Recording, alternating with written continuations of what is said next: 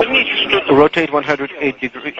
Rotate 108 degrees, 80 degrees. Something is flying there. We need to understand what it is. What is flying? Well, it's flying away from the station, so we're trying to understand what exactly that is. There is an object that is flying away. Is it a big one?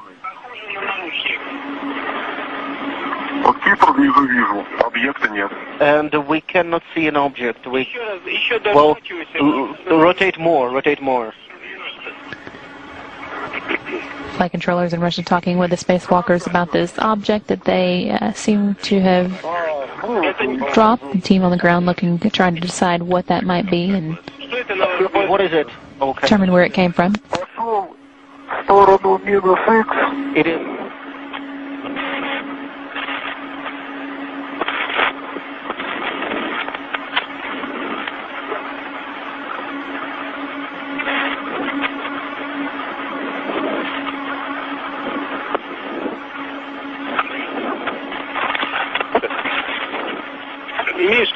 Misha, when you have finished translating, look at the connectors.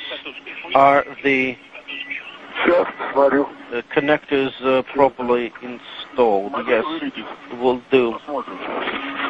Make sure that the guide wires are all right. Yes, inaudible. Let me see. Let me grab the big one first. Yes, it seems to be everything is all right. Everything's in place. All right, very good. We copy. But I realized at this point that it's very secret, that it was kept secret, because I asked him, what are you going to do with this? And he said, we always airbrush these out before we sell them to the public. So they're pesky little creatures appearing on this photograph they wanted to get rid of. This is a fact of the matter. We were really not sure after John flew whether or not there were critters, living critters out there somewhere. Critters that were captured by NASA on that mission, the STS-75 in 1996. In all my considerable experience of the entire UFO scenario, I have never seen and never expected to see footage like that. And least of all did I expect to see it on film or tape that had been exposed by the government in a NASA mission. The shuttle Columbia in this mission was equipped with a very sophisticated and expensive ultraviolet camera. It was sensitive to the near ultraviolet. And when they were up at 300 miles above the atmosphere, they launched from the Columbia a small satellite with a tether. Not long after it was launched from the Columbia, the tether broke. We'll record steadily the whole break and coil back to the tether. Copy, Claude. Here we go. Again, this is a view of the satellite. Well, if it had to break, it did it in the right place.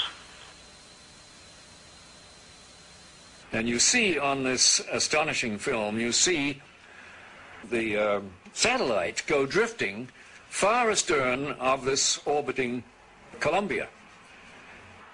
The tether, which is 12 miles long, straightens out into a long white line, which you can see as plainly as could be. Columbia and the satellite now 77 nautical miles apart. Now, while this is all going on, a whole covey of UFOs, perhaps 3 dozen of them, manifest to this ultraviolet camera, and they begin moving around, circulating, looking for all the world like something in an aquarium tank. The satellite, again, just moving into sunrise. Now, Houston, of course, down on the ground, is getting this feed from the Columbia, and they ask the astronauts in the shuttle, what can they see? What is it they can see? Guys getting the image? Franklin, we see a long line, a couple of star-like things, and a lot of things swimming in the foreground. Can you describe what you're seeing? Well, the long line is a tether, and there's a little bit of debris that does. It is like a brilliant white bar. It looks like a neon sign, and it's 12 miles long. Now what this does is give you a sort of cosmic ruler by which you can get an idea and an estimate of the diameter of the UFOs that are flitting around down there. Now when you see them go behind the tether, that means that you can use that tether like a ruler to measure their diameter. And those things that are down there going behind the tether are between 2 and 3 nautical miles in diameter. One of the things you see over and over again is you see UFOs materialize into the ultraviolet while you watch.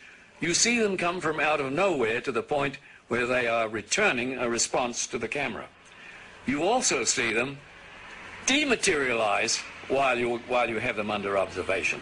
There's 2 of the central things that have gone on with UFOs since day one: materialization and dematerialization. It's going on in this film 300 miles above the Earth, photographed by your government with your astronauts superintending the whole thing. Completely unzoomed, and you see the full extent of the tether. Columbia, Houston, that's a much better view, a lot more contrast. I think they made a mistake at Roswell. Rather than admitting it, they covered it.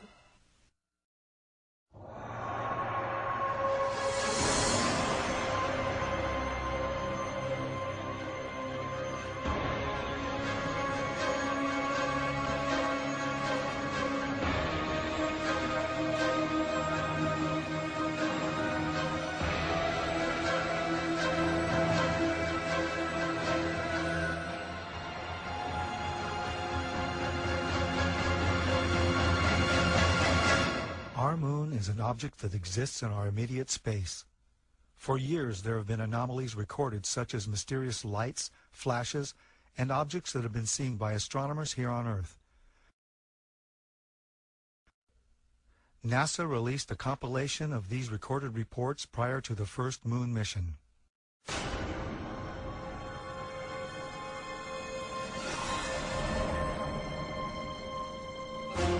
Gemini 7 here, Houston on your 8. Last clear, 7, go ahead. Control 0, 10 o'clock high. This is Houston, say again, 7. I said we have a report here, 10 o'clock high. Roger. Building control here again. The reference in that conversation was bogey. It was Borman who reported citing the bogey. This is Gemini Control Houston. That's 4 hours, 24 minutes into the flight. Well, as far as the moon is concerned, I think they found when they got up there that there was already somebody there. And I wouldn't want to say any more than that. But they got out of there and they haven't been back. But I have seen certain documents and read certain reports that indicate that there's somebody already there that knows a lot more than we do and would be willing to run us off if we didn't go on our own. I doubt that we will go to the moon again. It has been argued that the moon could be used as an indicator of extraterrestrial visits to our solar system. Unfortunately, the detection of ET artifacts on the moon is outside the interests of most mainstream archaeologists, as archaeology tends to adhere to a pre-Copernican geocentric point of view. It is generally accepted that the search for alien artifacts on the moon is not necessary because there are none. Given the success in using terrestrial remote sensing to find archaeological sites on Earth, can similar techniques be used to find possible artificial construction on the moon and other planets? For example, the ancient Corinthian fortress Khoi Kragan Kala in Uzbekistan, constructed between the 4th century BC to the 1st century AD, appeared as an impact crater before excavation in 1956. On the moon, Khoi Kragan Kala would not be perceived among all the other impact craters. In 1962, Carl Sagan spoke on the possibility of discovering alien artifacts on the moon, stating that forthcoming photographic reconnaissance of the moon from space vehicles, particularly the far side, might bear these possibilities in mind.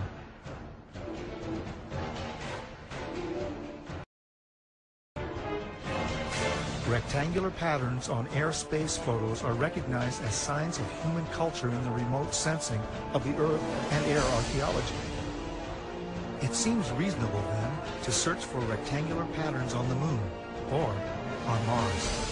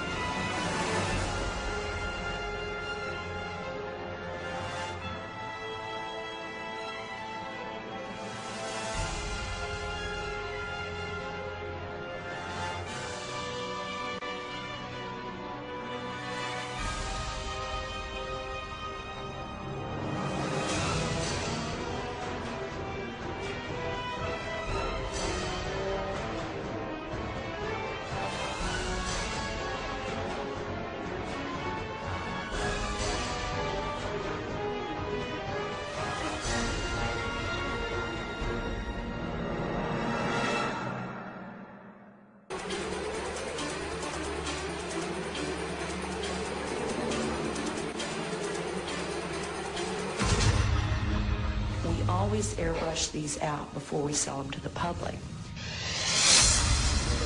Mosaics and showed this base, which had geometric shapes. There were towers, there were spherical buildings, there were very tall towers and things that looked somewhat like radar dishes, but they were large structures.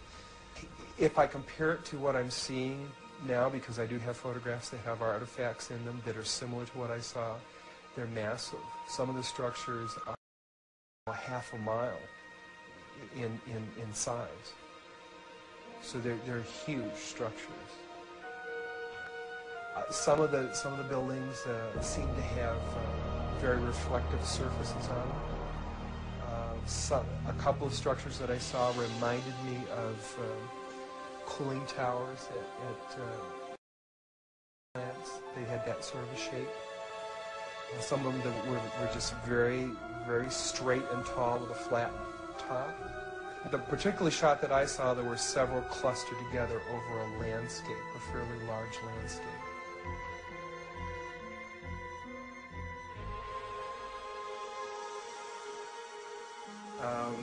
I worked there for 3 more days, and I remember going home and naively thinking, I can't wait to hear about this on the evening news.